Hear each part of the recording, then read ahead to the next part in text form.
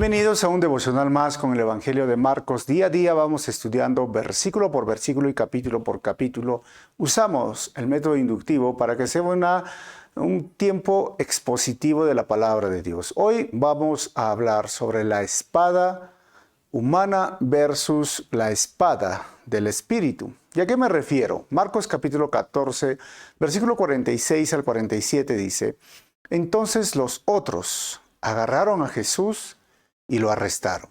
47.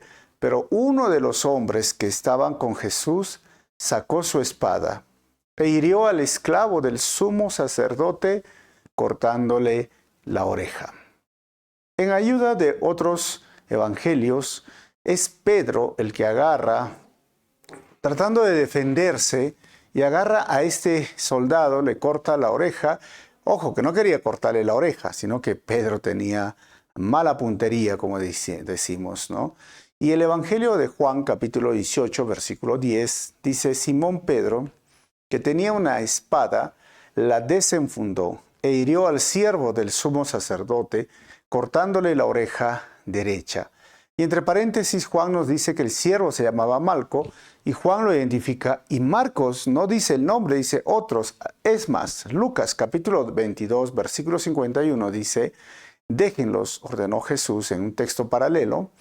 Entonces le tocó la oreja al hombre y lo sanó. Nuestro Señor hizo un milagro a aquellos que venían a apresarlo. Dos puntos muy importantes y relevantes de este párrafo que acabamos de estudiar. Es el momento donde están en Getsemaní. Es el día jueves por la noche. El Señor está batallando en oración y de rodillas, llorando y orando hasta que le salen gotas que caen como parece de sangre, y son esos vasos capilares que se rompen por el exceso de estrés. Se llega a un distrés o eustrés, ¿no? Algo así muy, muy fuerte. Y entonces aquí tenemos dos cosas que resaltar. Lo primero, Pedro es el que actúa y luego piensa por qué hace las cosas, el que habla y luego dice: ¿por qué dije esto? Mira, si tú eres uno de ellos, te identificarás con Pedro, un expresivo, un colérico sanguíneo, un sanguíneo colérico. O sea, realmente él está usando lo que tiene y está usando para defender al maestro. Y como les dije, él no quería cortarle la oreja a este siervo, él quería ir sobre la cabeza, porque era impulsivo, expresivo, impulsivo. Y al final le corta la oreja. Con una espada, la espada humana que usó Pedro, al final corta una oreja. Pero más adelante, cuando él es restaurado, porque más adelante va a negar a su maestro, y luego el Señor lo restaura, y luego les dice que el Espíritu Santo va a venir, Pedro se vuelve un líder de la iglesia. Y en Hechos del capítulo 2, vemos cuando el Espíritu Santo viene sobre su vida y él usa otra espada. ¿Y saben cuál es? La espada del Espíritu.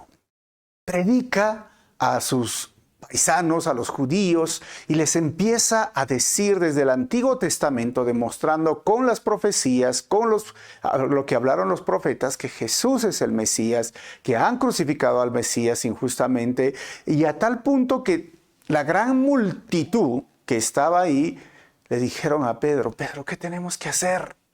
Y Pedro les dice: arrepiéntanse, dejen de hacer lo malo, vuélvanse a Dios para que sus pecados sean perdonados. Y luego fueron bautizados. ¿Y sabes cuántas personas alcanzó Pedro cuando usó la espada del Espíritu? 3,000 personas. Y esto nos enseña que podemos hacer las cosas a nuestro modo, con las herramientas materiales, con las herramientas físicas, con la habilidad física, con el talento que yo tengo, no sé, con muchas cosas que son propias del ser humano, y queremos y pretendemos hacer la obra de Dios, ¿sabes? No va a funcionar como cuando es el Espíritu Santo que obra, que actúa y que puede usar sí esa habilidad, sí lo que tú tienes, sí tu pasión, pero sin el Espíritu Santo no podemos hacer nada. Es el Espíritu Santo quien nos va a ayudar. Y es más, el profeta dijo, no es con espada, no es con espada, no es con fuerza, sino es con el poder del Espíritu Santo que anda la iglesia, que anda el cristiano, que anda el padre de familia, la madre de familia, orando y a la vez predicando a sus hijos, animando a los hijos. Es con el poder del Espíritu Santo. Usa la espada del Espíritu en este día. Habla a tus hijos, conversa con tu pareja, predica a través de la palabra, que es la arma ofensiva de la armadura de Dios que nos ha dado. Y lo segundo es que cuando vemos que este hombre se llama Malco, cuando vemos que lo identifica que es Pedro, porque recuerden que Marcos es discípulo de Pedro, y muchas cosas que Pedro hizo que le avergonzaban, o donde podríamos decir coloquialmente metió la pata a Pedro, Marcos no lo escribe. Por ejemplo, cuando Pedro se hunde, Marcos no lo describe. Cuando se hunde en el mar, recuerden. Y ahora, cuando dice esta historia, dice uno, no lo menciona Pedro, pero por eso tenemos los evangelios sinópticos, y Marcos es parte del evangelio sinópticos, y es más, tenemos 4 evangelios, y Juan también habla sobre este punto, y hemos visto que el Señor hace un milagro a sus opresores. Y esto es algo muy interesante que resaltar en este día. Jesús siempre arreglando los errores cometidos de sus seguidores. A la luz de toda la historia de la iglesia y en estos días, muchas personas lamentablemente han cometido errores, faltas, pecados que son graves y más graves a la luz pública, a la luz del mundo. Pero Jesús no ha cometido esos pecados. Hay personas que dicen, pero ¿cómo voy a ir a la iglesia si tal persona hizo eso? Miren, y buscan como excusas, pero siempre debemos llevarlos a Jesús. Jesús siempre repara los errores, los pecados, las faltas de sus seguidores, y ¿sabes qué? Las convierte en milagros. Jesús no ha fallado, y a nadie le ha fallado y le va a fallar. Jesús lo único que ha hecho es amarnos, y nos ama con todo su corazón, con todas sus fuerzas, a tal punto que va a pasar la tortura de la cruz para salvarnos y rescatarnos. Jesús sana las heridas de sus opresores, sana las heridas de sus enemigos. Jesús está dispuesto a sanar heridas el día de hoy. Así que no importa en la condición que tú estés, y no importa lo que otras personas que en el nombre de Dios o que hayan estado en una iglesia te hayan hecho a ti, recuerda, Jesús no lo hizo, y Jesús está dispuesto a sanar las heridas que te ocasionaron esas personas, porque Él puede hacer un milagro en tu vida el día de hoy.